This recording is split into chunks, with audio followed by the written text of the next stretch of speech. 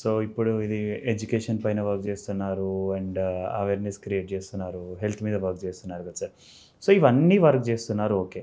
And మీరు education పరంగా చూసినా గానీ, ఇవన్నీ చూసినా గానీ we have heard that is మీరు కంపెనీ సెక్రటరీగా వర్క్ చేశారు. సో, అట్లా అంత పెద్ద హోదాని విడిచిపెట్టి లైక్ కంపెనీ సెక్రటరీ లాంటి జాబ్ లైక్ అక్కడ హై కమాండింగ్ ఇస్తూ ఉండే జాబ్‌ని విడిచిపెట్టేసి ఇప్పుడొచ్చేసి అభయ ఫౌండేషన్ రన్ చేస్తూ ఉన్నారు.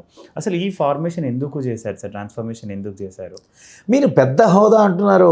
పెద్ద హోదా అంటే ఏంటి? యూ మీన్ అంటే కంపెనీ సెక్రటరీ చదివి నేను రూ. 1,50,000 2,00,000 ఈ రోజు రేపట్లో 5,00,000 నాలాంటోడికి వస్తుంది ఈజీగా అనుకున్నాం. వస్తుంది.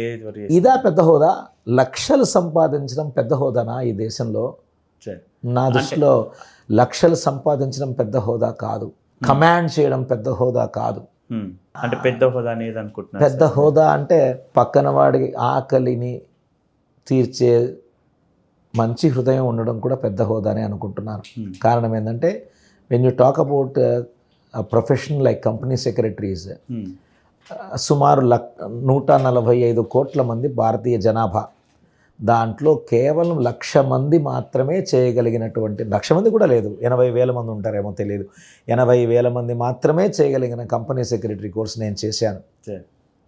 But for me that did not give satisfaction in the life. కానీ ఈరోజు మన ఆశ్రమంలో అభయ హోమ్ ఆఫ్ హ్యాపీనెస్ ఇబ్రహీంపట్నం సుమారు 100 మంది అనాథల్ని చూసుకునే ప్రయత్నం చేస్తున్నాం. ప్రతి సంవత్సరం 1-2 చచ్చిపోతూ ఉంటారు, 1-2 జాయిన్ అవుతుంటారు. ఇప్పటికీ లాస్ట్ 15 ఏళ్ళుగా ఒక 120-130 మందిని చూసుకొని ఉంటాం. వాళ్ళకి అసలు వాళ్ళు ఏమి చేయరు మనకి, కానీ వాళ్ళకు నేను పెద్ద దిక్కుగా మిగిలిపోయాను. నా దృష్టిలో 5 లక్షలు సంపాదించే పెద్ద హోదా కంటే దిక్కులేని వాడికి, దీనులకి నేను నిలబడడం పెద్ద హోదా అనుకుంటున్నాను. అలా ప్రతి విషయంలో కూడా పక్కవాడికి సహాయం చేయడమే అతిపెద్ద గుణము అని నేను అనుకుంటున్నాను. సార్ అంటే ఇప్పుడు మీరు ఇప్పుడు అక్కడ 5 లక్షల వరకు సంపాదిస్తుంటారు సార్ నార్మల్గా అయితే. అదే 5 లక్షలు ఇచ్చి వేరే దానికి ఎవరికైనా ఇచ్చి చేయొచ్చు కదా. Everything cannot be counted with money. Sir money comes and goes but morality comes and grows అన్నారు భగవాన్ సత్యసాయి బాబా. డబ్బులతో అన్నీ తీరవు. డబ్బులుంటే అన్నీ చెయ్యొచ్చు అంటే ఈ దేశంలో మొన్న ఎప్పుడో పేపర్లో చూశానండి, ప్రపంచవ్యాప్తంగా ఉన్న బంగారు కంటే మన దేశంలో ఉన్న వాళ్ళందరి దగ్గర బంగారం ఎక్కువ ఉంటుందట. అంత పూల్ చేస్తే డబ్బులు లేవా మన దేశంలో? కానీ ఎవరు ఖర్చు పెడుతున్నారు దాన్ని? ఎవరికైతే బంగారం ఉన్నవాళ్ళు ఖర్చు పెట్టట్లే, బంగారు లాంటి గుండె ఉన్నవాళ్ళు, బంగారు లాంటి హృదయం ఉన్నవాళ్ళు ఖర్చు పెడుతున్నారు. So I don't want money to be spend through somebody where they it cannot reach the ultimate. So నేను గ్రౌండ్లో ఉండాలి, గ్రౌండ్ జీరోలో ఉండి నా దేహము, నా జీవము, నా జీతము, నా జీవితము, నా జీవనము సంజీవనముగా మార్చే విధమైనటువంటి ప్రస్థానాన్ని, నేపథ్యాన్ని నేను ఎంచుకున్నాను. నేను డబ్బులు ఖర్చు పెడితే చేయొచ్చేమో, కానీ నేను కూడా అందులో ఉండడం ఎంతో అద్భుతమైన సంతృప్తినిస్తోంది. ఆ సంతృప్తి cannot be measured with money value అనుకుంటున్నాను. సార్ ఇప్పుడు మీరు ఎడ్యుకేషన్ మీద వర్క్ చేస్తూ ఉంటారని చెప్పారు కదా సార్. ఎడ్యుకేషన్ హెల్త్ మీద వర్క్ చేస్తుంటారు. ఎడ్యుకేషన్ అంటే ఎట్లాంటి వాటి మీద వర్క్ చేస్తుంటారు సార్? ప్రధానంగా అంటే మొదట మనము ఈ హెల్త్ ఎడ్యుకేషన్ ఇవన్నీ చెప్పుకున్నాం కదా, దాని పద్ధతిలో చేయాలని సుమారు 10 ఏళ్ళు ప్రయత్నం చేశాం. తర్వాత చాలామంది మహానుభావులు, పెద్దవాళ్ళు, వి ఎస్టాబ్లిష్డ్ అభయ నేషనల్ అడ్వైజరీ కౌన్సిల్. ఆ కౌన్సిల్ ఏర్పాటు చేసి సమాజంలో చాలా రెప్యూటెడ్, నేషనల్లీ రెప్యూటెడ్ పీపుల్ అందరినీ కూడా మేము రిక్వెస్ట్ చేశాం, please be there as an advisory council అని. అలా అడ్వైజరీ కౌన్సిల్లో ఉన్నవాళ్ళు పద్మభూషణ్ శ్రీమాన్ డాక్టర్ కె వరప్రసాద్ రెడ్డి గారు, పద్మశ్రీ రమేష్ గెల్లి గారు, అలాగే వివి లక్ష్మీనారాయణ గారు IPS retired, and Sumathi IPS retired, and doctor Anil Kumar Malpur FRCS and director of Satyasai super speciality hospital Prasanthi Nilayam, and Ghanashyam Das economist. ఇలా డిఫరెంట్ పీపుల్ అనమాట. కేవి రామకృష్ణ గారు our chairman now and from Maharashtra. Like this వీళ్ళందరూ పెద్దవాళ్ళు ఏం చెప్పారంటే, అయ్యా ఇలా అన్నీ చేస్తే ప్రయోజనం ఉండదు, ఏదో 1 or 2 థింగ్స్ ఎంచుకుంటే బాగుంటుంది అని చెప్పడం. తద్వారా చాలా చర్చోపచర్చలు చేసిన తర్వాత ఫస్ట్ మేము అనుకున్నది ఏంటంటే 4 ఈస్ మీద మాట్లాడుకుందాం చేద్దామని. 4 ఈస్ ఏమిటంటే, ఫస్ట్ ఈ ఎడ్యుకేషన్, సరే, 2 ఈ ఎంపవర్మెంట్, 3 ఈ ఎన్విరాన్మెంట్, 4 ఈ ఎన్లైటన్మెంట్. మీరు ఎడ్యుకేషన్ అన్నారు. ఎడ్యుకేషన్ నిజంగా మన ప్రాణం. అభయ ఫౌండేషన్లో మొదటి ప్రాణము ఏమిటి అంటే ఎడ్యుకేషన్. ఈ ఎడ్యుకేషన్లో భాగంగా ప్రధానంగా నేను ఒక్కరికి సహాయం చేయడంతో మొదలైందనమాట. అంటే ఏదైనా మెరిటోరియస్ స్టూడెంట్ ఉండి పూర్ ఉంటే వాళ్ళకి సహాయం చేస్తే వాళ్ళకి మంచి అద్భుతమైనటువంటి కెరీర్ ఏర్పడుతుంది, వాడు సెటిల్ అవుతే వాళ్ళ ఇంటికంతా కూడా సెటిల్ అవుతుంది కదా అనే ఆలోచనతో మొదలుపెట్టాం.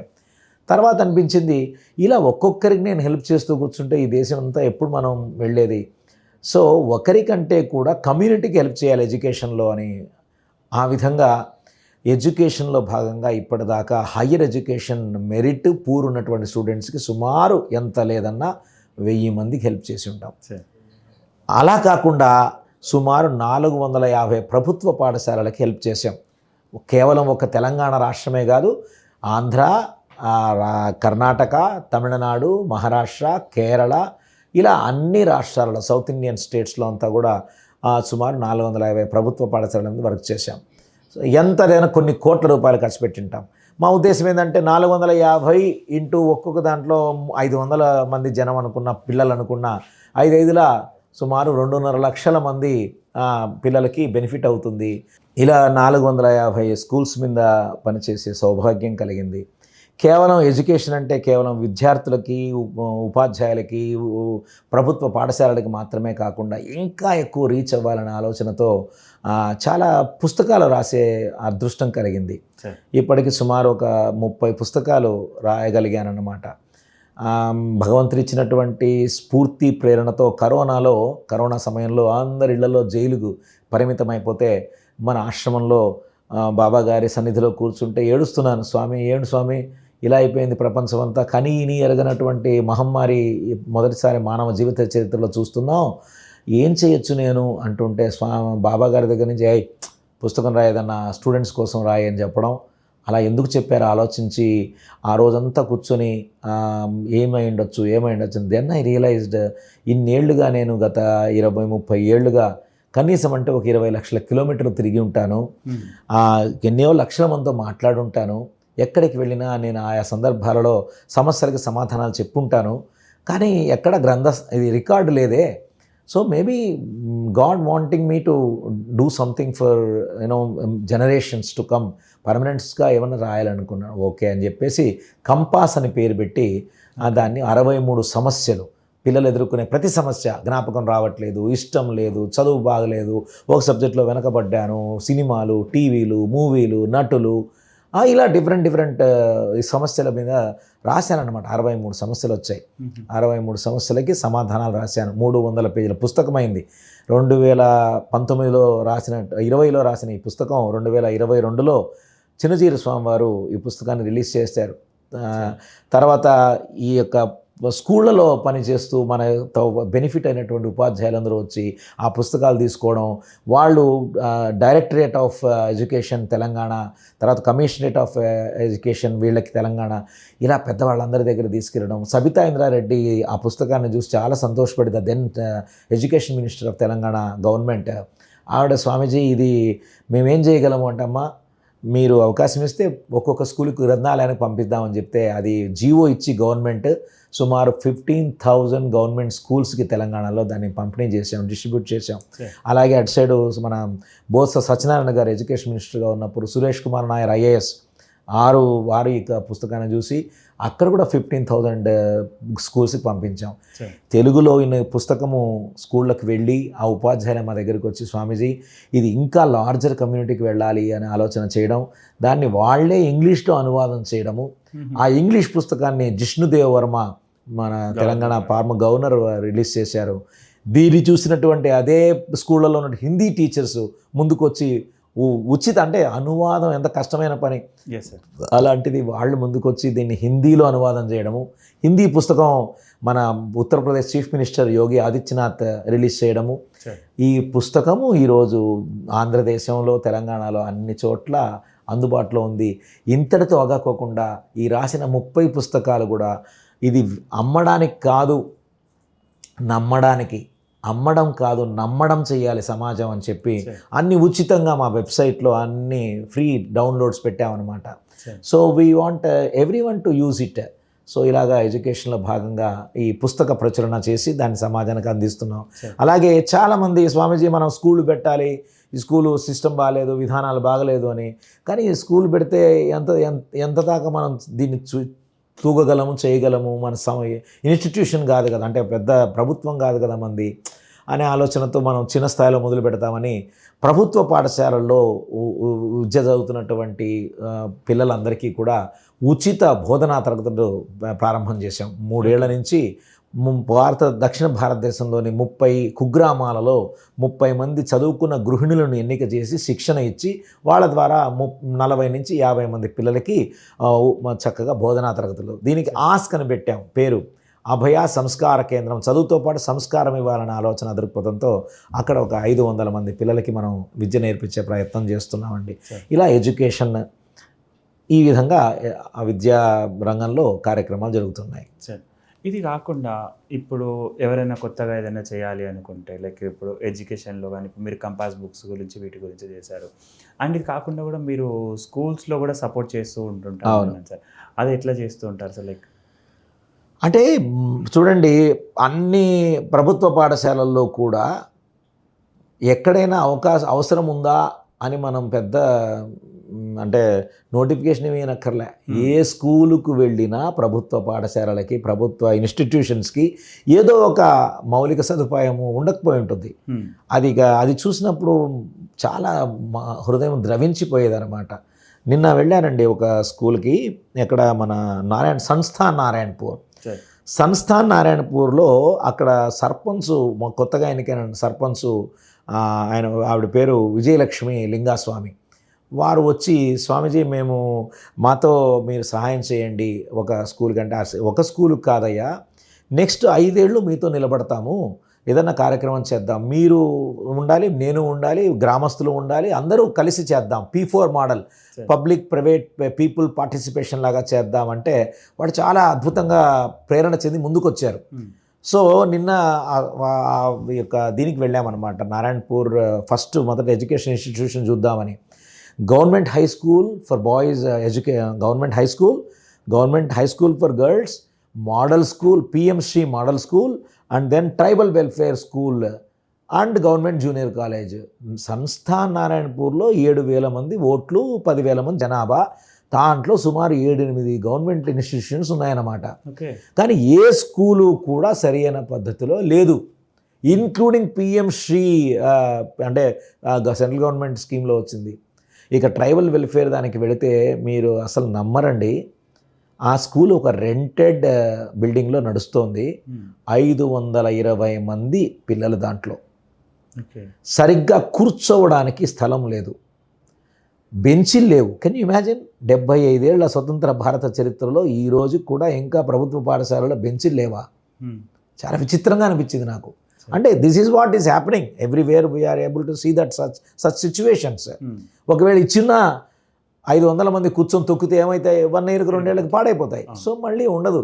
సో అలా ఎన్నో ఏళ్ళ నుంచి కింద కూర్చుంటున్నారు. 2-3 ఏళ్ళు అయింది ఆ స్కూలు ఎస్టాబ్లిష్ అయ్యి.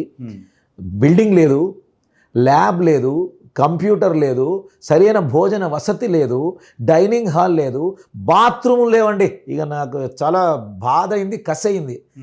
అది ఎక్కడంటే టెర్రస్ మీద ఒక 8 బాత్రూంలో టాయిలెట్స్ పెట్టారు, ఓపెన్ షవర్. ఇక ఆకాశమే పందిరి లాగా చూస్తే చాలా బాధ అయింది. So what we can do?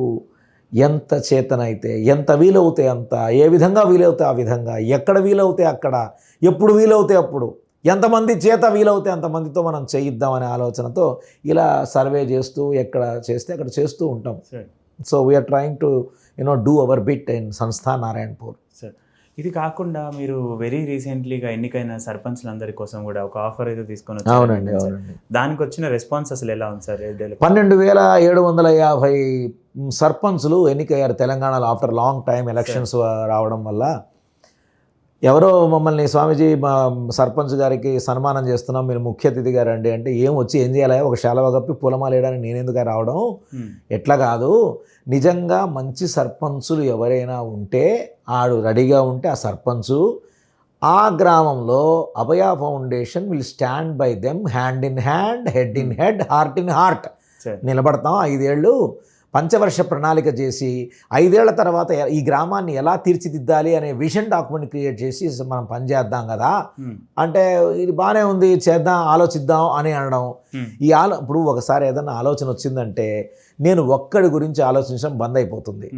Next ఏంటి, ఇంకా ఏం చేయొచ్చు, ఆ చిన్న సంకల్పం కాస్త ఒక మంచి అద్భుతమైన ఒక విజన్ డాక్యుమెంట్ క్రియేట్ చేశాం. ఆ విజన్ డాక్యుమెంట్ని మేము సోషల్ మీడియాలో పోస్ట్ చేశాం.